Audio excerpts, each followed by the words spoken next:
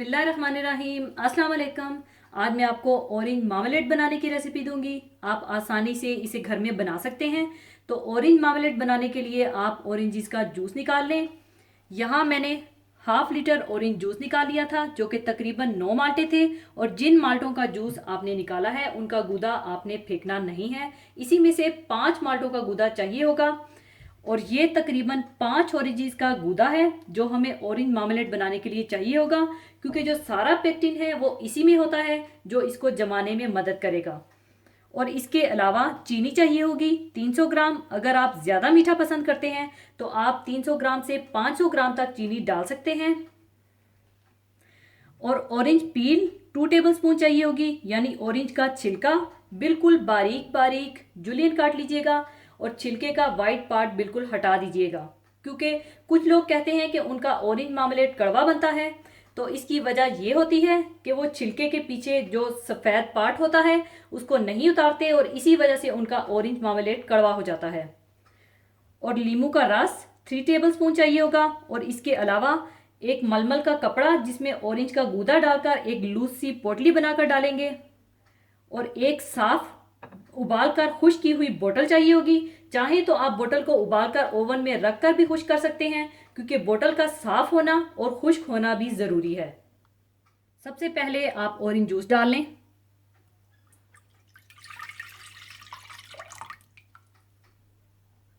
और इसमें आप चीनी, ऑरेंज पील और नींबू का जूस डाल दें।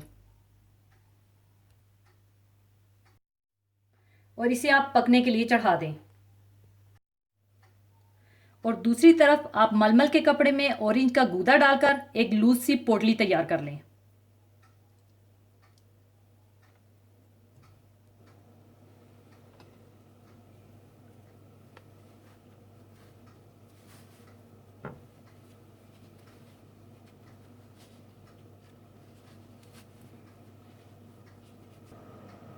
और इस पोटली को भी आप जूस में पकने के लिए डाल दें।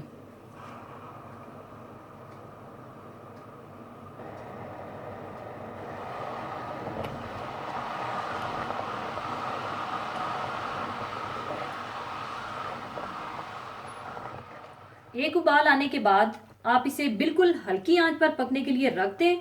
और फिर बाद में आप फोक डालकर देख लीजिएगा। अगर फोक की लाइंस के अंदर एक एक ड्रॉप फंस जाए तो इसका मतलब है कि वो सेटिंग पॉइंट पर आ गया है। या फिर आप एक प्लेट को फ्रीज़र में ठंडा होने के लिए रख दीजिएगा और चंद ड्रॉप्स प्लेट पर डालकर देख लीजिएगा। अगर वो जमने लगे तो इसका मतलब है ऑरेंज मार्मलेट तैयार है, जो कि बाद में मैं ऐसा ही आपको करके दिखाऊंगी। पूरा 1 घंटा लो टू मीडियम आंच पर रखकर पकाने के बाद अब ये सेटिंग पॉइंट पर आ चुका है। और अब इसे मैं ठंडी प्लेट पर एक ड्रॉप डालकर दिखाऊंगी।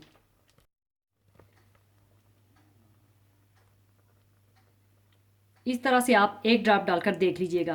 और ये देख सकते हैं आप, ये जमना शुरू हो चुका है।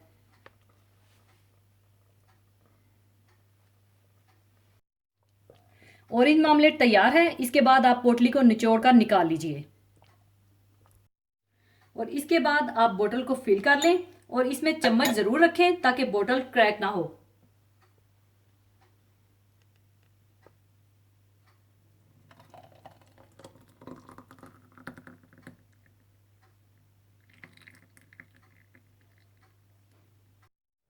इसके बाद आप चम्मच को निकाल लीजिएगा। और मार्मलेट डालने के बाद आपने 5 से 10 मिनट तक इसको खुला रखना है, कवर नहीं करना। फिर इसके बाद आप कवर करके इसे ठंडा कर लीजिएगा।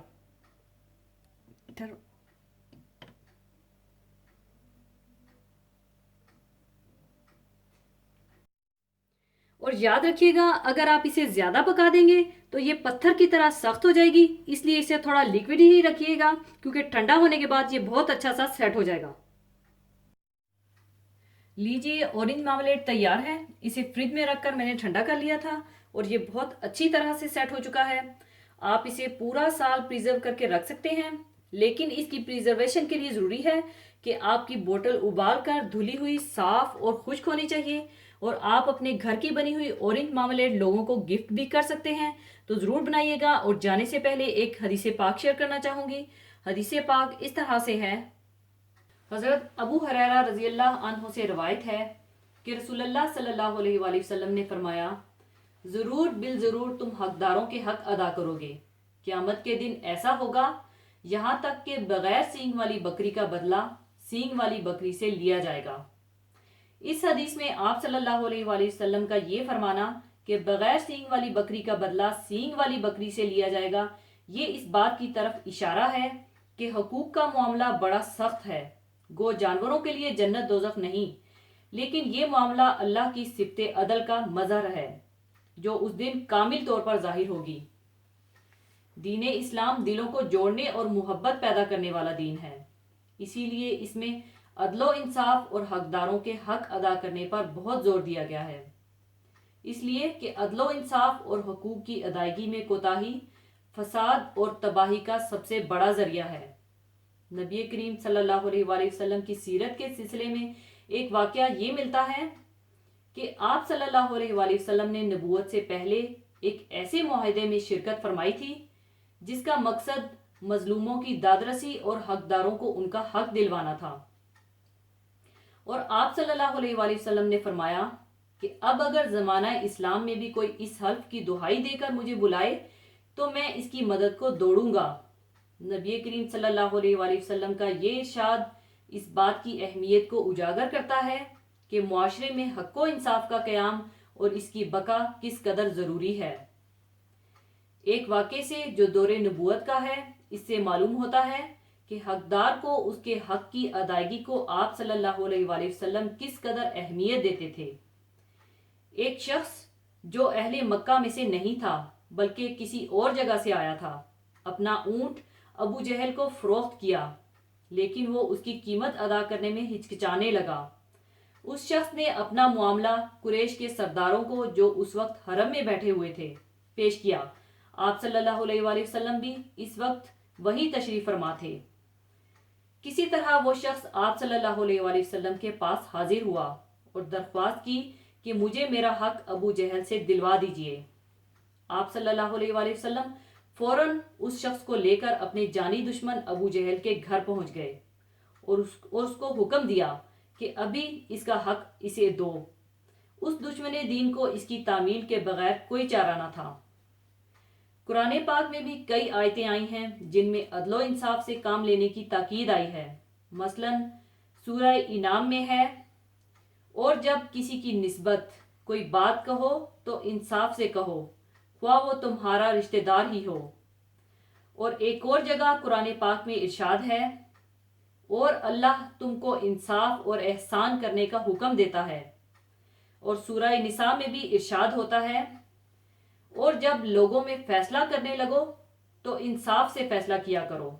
लेकिन इंसान जब अपने खालिक व मालिक को भूल जाता है और आखिरत में जवाबदही का तसव्वुर उसके जहन से उतर जाता है तो फिर ये सब बातें उसके नज़दीक कोई अहमियत नहीं रखती।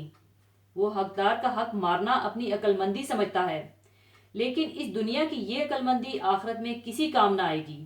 वहाँ तो ज़र्रे ज़र्रे का हिसाब देना होगा। वो दिन इंसाफ का दिन होगा और किसी की हक तलफी ना की जाएगी। और एक और जगह इरशाद है, और हम क़यामत के दिन इंसाफ की तराजू खड़ी करेंगे तो किसी शख्स की ज़रा भी हक तलफी नहीं की जाएगी, और अगर राई के बराबर भी किसी का अमल होगा तो हम इसको लामौजूद करेंगे और हम हिसाब करने को काफ़ी हैं। अल्लाह ताला हमें इस हदीस पर अमल करने की तौफीक अता फरमाए। इसी के साथ मैं आपसे इजाज़त चाहूँगी। अपना बहुत ख्याल रखिएगा, दुआओं में याद रखिएगा। अल्लाह हाफिज़।